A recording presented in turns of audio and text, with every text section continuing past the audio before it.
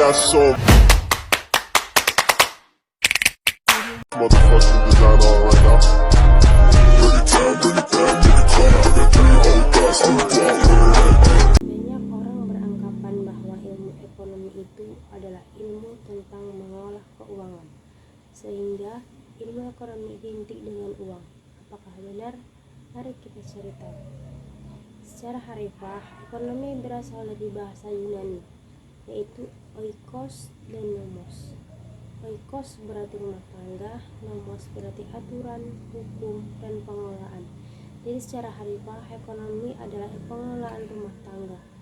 Dengan demikian, ilmu ekonomi adalah ilmu yang mempelajari cara manusia menentukan pilihan dalam memenuhi kebutuhannya dengan sumber daya yang terbatas. Dari definisi ilmu ekonomi, kita bisa mengambil 2 kata kunci, yaitu kebutuhan dan sumber daya. Setiap orang memiliki kebutuhan yang harus dipenuhi dengan menggunakan sumber daya tertentu. Dalam ilmu ekonomi, sumber daya untuk memenuhi kebutuhan disebut alat pemenuhan kebutuhan. Nah, masalahnya, kebutuhan manusia tidak terbatas dan alat pemenuhannya terbatas, sehingga tidak semua kebutuhan dapat terpenuhi langsung saat itu. Kondisi tersebut disebut kelangkaan, dan kelangkaanlah yang menjadi inti masalah ekonomi. Berbicara tentang kebutuhan manusia yang tak terbatas ini, kita bisa mengklasifikasikan dan juga membagi jenis kebutuhan manusia berdasarkan intensitasnya. Kebutuhan manusia terbagi menjadi kebutuhan primer, yaitu kebutuhan yang paling pokok bagi manusia. Contohnya sandang, pangan, papan. Sekunder, kebutuhan yaitu kebutuhan yang menunjang dari kebutuhan primer, contohnya hiburan, rekreasi, internet. Tersier yaitu kebutuhan yang intensitasnya paling rendah dan identik dengan kebutuhan akan hal-hal yang mewah seperti mobil mewah, rumah mewah, dan perhiasan. Dilihat dari sifatnya, kebutuhan terbagi menjadi kebutuhan jasmani dan rohani.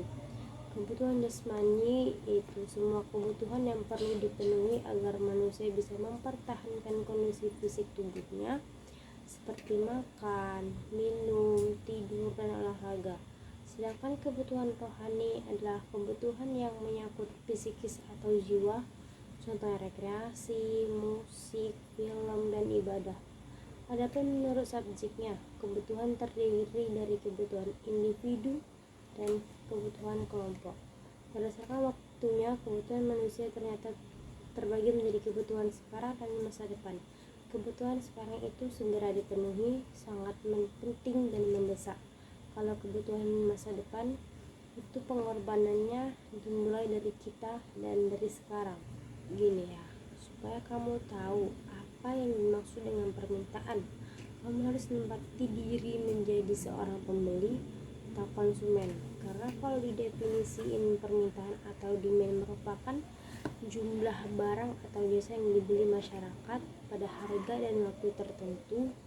Nah, dari pengertian permintaan tadi kita bisa tahu bunyi hukum permintaan. Jika harga naik, maka permintaan turun, dan jika harga turun, maka permintaan naik. Hukum ini berlaku dengan satu syarat. Apa itu syaratnya? Syaratnya itu ceteris paribus atau faktor lain yang mempengaruhi permintaan selain harga dianggap tidak berubah. Permintaan bisa digolongkan menjadi beberapa jenis, yaitu pertama, permintaan efektif, yaitu permintaan yang disertai kemampuan membeli. Yang kedua, permintaan potensial, yaitu permintaan yang disertai kemampuan membeli namun belum terjadi transaksi pembelian. Yang ketiga, permintaan absolut, yaitu permintaan yang tidak disertai dengan kemampuan membeli. Ternyata banyak sedikitnya jumlah permintaan itu bukan cuma hanya harga naik atau harga turun, namun ada faktor lainnya. Kira-kira apa aja ya faktor lainnya? Yang pertama itu pendapatan, yang kedua selera, yang ketiga itu jumlah penduduk atau pembeli, yang keempat itu perkiraan harga di masa depan, yang kelima itu harga barang substitusi, karena harga barang komplementer, intensitas kebutuhan, dan pendapatan di masa depan. Kalau ngomongin tentang penawaran, kita harus menempati diri sebagai penjual atau produsen. Penawaran atau supply merupakan jumlah barang yang diinginkan dijual oleh produsen pada harga dan waktu tertentu. Dari pengertian tadi, kita bisa lanjut ke bunyi hukum penawaran. Hukum penawaran bunyinya gini: jika harga naik, maka penawaran naik, dan jika harga turun, maka penawaran turun. Dengan syarat ceteris paribus atau faktor lain yang mempengaruhi penawaran, selain harga dianggap tidak berubah, ternyata banyak sedikitnya jumlah penawaran itu faktornya macam-macam. Yang pertama, biaya produksi. Yang kedua, teknologi. Tiga, jumlah produsen. Keempat, kondisi alam. Kelima, perkiraan harga di masa depan. Yang keenam, harga barang substitusi. Dan 7, kebijakan pemerintah. Keseimbangan pasar. Keseimbangan pasar itu sebenarnya pertemuan antara permintaan dan penawaran. Mereka menjadikan satu. Elastisitas harga permintaan. Respon jumlah permintaan suatu barang yang disebabkan perubahan harga. Suatu barang dikatakan elastis jika perubahan harga sangat mempengaruhi perubahan jumlah permintaan. Misalkan harga HP merek X itu turun 10%. Misalkan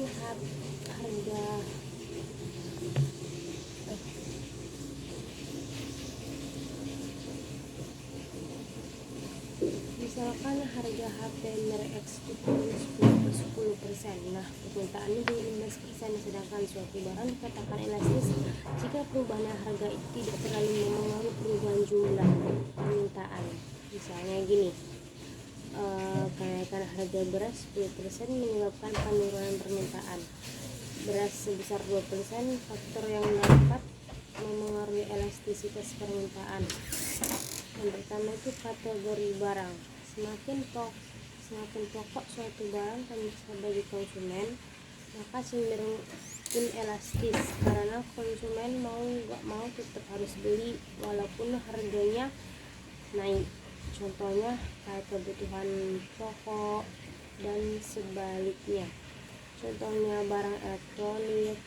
Yang kedua itu ketersediaan barang, substitusi. Semakin sulit dicari penggantinya, maka barang akan semakin inelastis karena konsumen gak ada pilihan lain. Contohnya BBM dan sebaliknya. Contohnya sabun mandi dengan berbagai merek. Yang ketiga ada proporsi belanja pada pendapatan. Yang keempat ada rentang waktu. Masih ingat kan kalau ngomongin tentang penawaran, kita harus memposisikan diri kita sebagai seorang penjual. Lalu bagaimana nih respon kamu sebagai seorang penjual kalau misalnya harga gula itu lagi naik? Pastinya kamu akan meningkatkan jumlah penawaran kan? Tapi seberapa banyak kamu akan meningkatkan penjualan gulanya? Jadi elastis harga penawaran adalah respon jumlah penawaran suatu barang dan jasa yang disebabkan perubahan harga.